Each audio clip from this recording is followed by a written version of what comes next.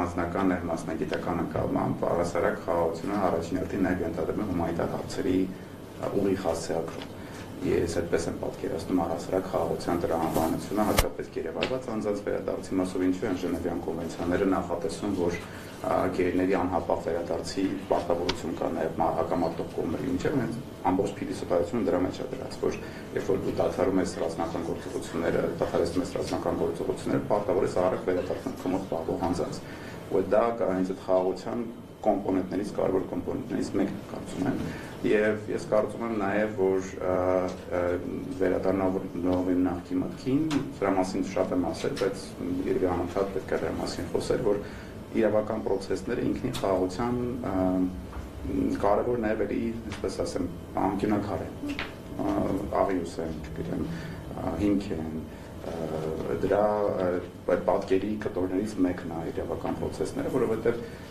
դա է նաև երաշխիք տալիս, որպեսզի հատկապես բարդ եւ խորը պատմական հիմքեր ունեցող կոնֆլիկտի դեպքում, երբ որ դու ունես նաև փաստական առումով վեճեր, նաև ունես, չգիտեմ, տարբեր պատմական առումով որոշակի անհամաձայնություններ, դատական process-ի նաև կարևորագույն իմաստներն կայանում են հենց այդ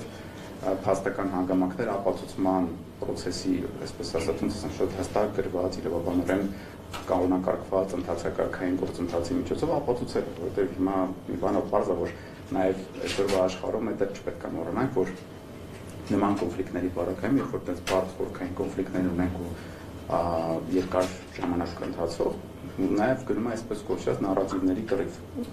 այդ մակարդակներում, այսինքն յուրաքանչյուր կողմ այս կոնֆլիկտային հատկապես նաև այն կողմերը, որոնք որ լինում են, չգիտեմ, ոչ այդքան դեմոկրատական ռեժիմներ, իրենք ավելի ագրեսիվ են այդ նարատիվային կռիվների մեջ, այդ նարատիվային կռիվները ոչ այդքան դեմոկրատական ռեժիմներն ասած, այդ նարատիվային կռիվները ինչի իմաստ ունեն, իմաստ ունեն իրենց ճակերտավոր ճշմարտությունը սարքել գերիշխող եւ գերակայող եւ տրամաբանական իրանց վրայից որևէ մեղադրանքը հեռացնելու նպատակ ունի, առհասարակ իրանց ռեպուտացիոն դեմիջը կառավարելու նպատակ ունի եւ այլն։ Բայց այս առումով էլ եթե միջազգային յունիքին ենք վերադառնում, եթե մենք մտածում ենք միջազգային յունիքի իմաստի մասին, այն միջազգային յունիքի ամբողջ նորմատիվ համակարգի պահպանման իմաստը, եթե դու մտածում ես խաղաղությունն է։ Այսինքն նաև նույն ռասայական խտրականության իմիջիայլոց կոնվենցիայի պրեամբուլարն ասում, ռասայական խտրականության բոլոր ձևերի վերահսկման մասին կոնվենցիայի պրեամբուլան ունի հատուկ առանձին պարագրաֆ, որը հստակ է շատ ձևակերպում, որ ասում է, որ այս